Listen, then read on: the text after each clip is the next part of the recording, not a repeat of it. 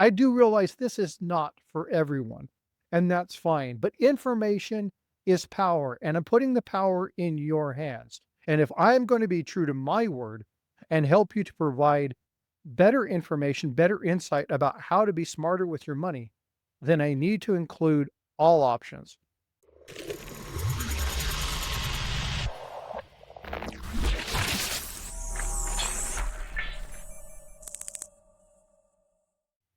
On my channel, we talk a lot about numismatics, coin collecting, silver and gold, bullion. We talk about the relationship between numismatics and stacking.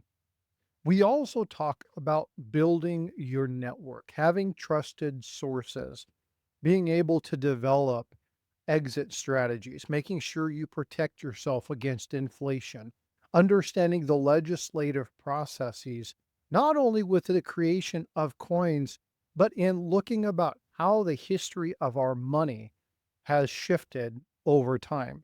In particular, looking at things like the gold and silver standards and how in 1933 and 1965, respectively, those were removed from our money, turning our money into fiat. But in all of this, one thing remains true. It's important that you diversify your portfolio. Well, what does that actually mean? I'm going to talk about 10 things that you can do to help diversify your portfolio. But it's important to understand that while I may use precious metals and numismatics as a portion of this, there's a whole lot of other things that are meant to be considered when you talk about the diversification of your financial status. So, the first thing you may want to look at is reducing the volatility of your portfolio. The primary goal of diversification is to lower the overall risk of your portfolio, i.e., the volatility. Now, we've talked about silver and silver's volatile nature. Precious metals often move in the opposite direction of the stocks, not always, but balancing those things out help to smooth out returns during market downturns. If you're a stacker, you know this one very well. The hedge against inflation, particularly gold, have historically served as an effective hedge against inflation. Now, as the purchasing power of the fiat currency declines, the value of the gold rise, aka preserving wealth. Now, but there is an inverse correlation, and we have to talk about that as well. Precious metals often exhibit a negative or low correlation with traditional paper assets. That's changing. When one asset class struggles, the other may perform better. It's important that when you look at diversifying your portfolio, you understand how all of those elements interact in order to protect your overall capital. This may mean a bunch of different things to a bunch of different people, but when I say safe haven status, I'm not talking politics. Investors will look at a safe haven asset. In this particular case, we'll say gold, platinum, palladium, your PMG metals, or silver, because these are things that we've constantly called these things safe haven items. For those of you that are preppers, you may want to add things like water, food, salt to that particular list. Maybe whiskey. A lot of people say you can sell whiskey for silver and gold, and you can also sell whiskey for food. There's always going to be a desire for that. Have a safe haven aspect in your diversification within your portfolio. When you do precious metals, a lot of people like to include silver. That's their thing. They like silver. But you want to diversify the metals that you have inside your plan. You should include silver, platinum, palladium, gold, that risk from one single metal. You're also going to want to look at, in this particular construct, what optimal allocation range should I be at? You may take 20% of your total earnings and put it towards your portfolio, but maybe only 5% of that may end up being in precious metals. 5% of that may be stocks, bonds, and 5% might be cryptocurrency. We have a special guest November 15th and November 22nd to talk specifically about cryptocurrency. I know a lot of you are not engaged in crypto, but it's important to understand your options. And if I'm going to be true to my word and help you to provide better information, better insight about how to be smarter with your money, then I need to include all options.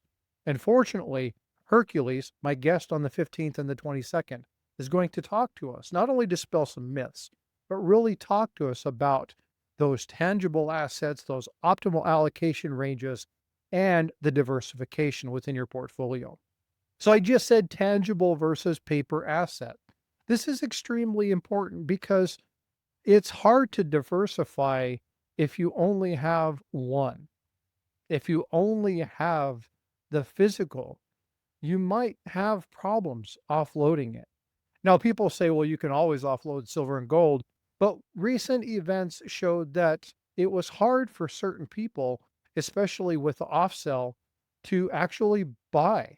I had a number of people in my channel who came across and said, hey, Frosty, I had waited all this time for silver to get back up. And then when I tried to do it, my coin shop or my distribution center wouldn't accept. They were $4, $5, $6, $7 under spot.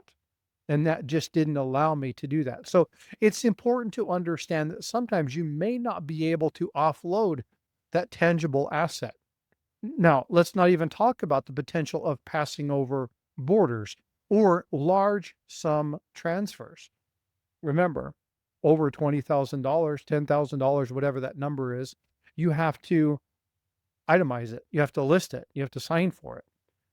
So understanding that tangibility isn't always as easy as it used to be. We also want to make sure that we protect against devaluation. Now, anybody who's a bullion stacker talks about this. They preach about this all the time. You want to make sure you have a hedge against the devaluation of any national currency. Doesn't matter where you're at. Looking at ways to do that, investing in different metals, investing in different items will help you offset that. You're also going to want to look at your investment and look at the sectors you're in. What is the industrial demand versus what is your investment demand? Now, this can get kind of complicated. It's going to take a financial expert to dig into this a little bit more. But if you look at things like silver, platinum, palladium, they have a strong industrial demand. Now, this provides a separate driver from just a pure investment itself, because that one primarily moves gold when you're looking at that investment demand. And the last thing, and this is something that I think all of us can agree upon, is the long-term wealth and the preservation of that wealth. Where things are going to go and the potentials are fun, but you should have understanding of how this has worked over decades and not so much your speculative assets and those short-term trading gains that a lot of people are trying to utilize right now. In order to do these things, I want to familiarize you with a word that most of you know, but you may not know the acronym. And the word is SMART. SMART. Now, a lot of people say, well, I'm smart. Well, you may not have SMART goals. You may not have SMART strategies.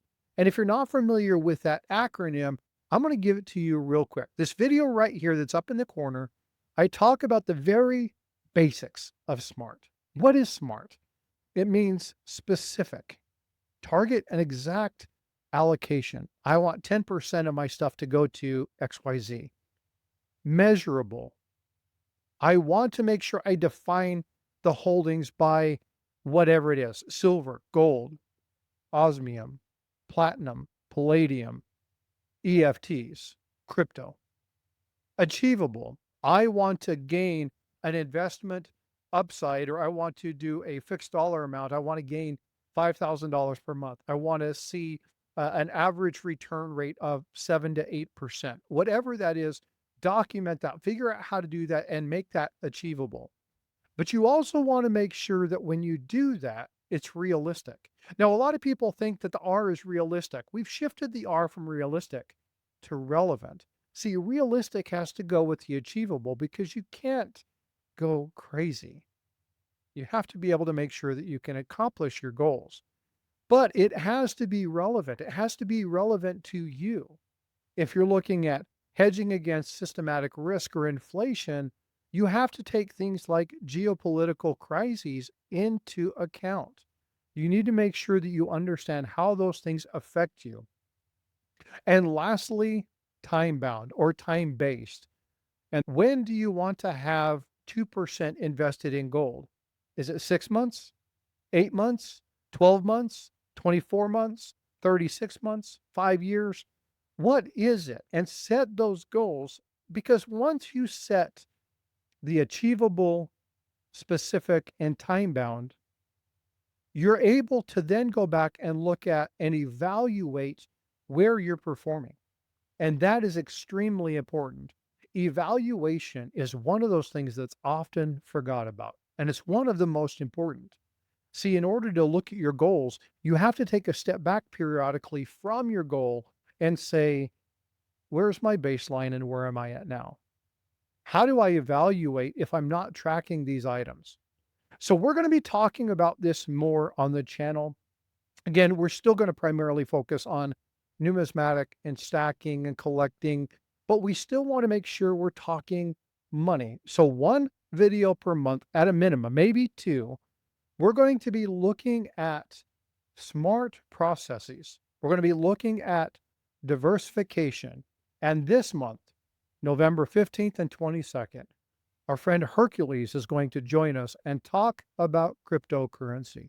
He's going to dispel some myths, and then we're going to talk about the strategies and how you might get involved in utilizing something like crypto to further diversify your portfolio.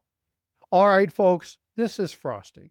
If you enjoy this kind of stuff and you want to learn more about it, I do realize this is not for everyone, and that's fine. But information is power, and I'm putting the power in your hands.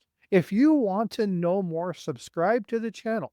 If you have kids or grandkids or family members that you really think need to hear stuff like this, give it out, share it to them, link them to that, have them subscribe, turn that notification bell on. Because again, this is about building community and about taking back the finances that are ours. All right, folks, be well, be blessed, and I will see you in the streams. Take care.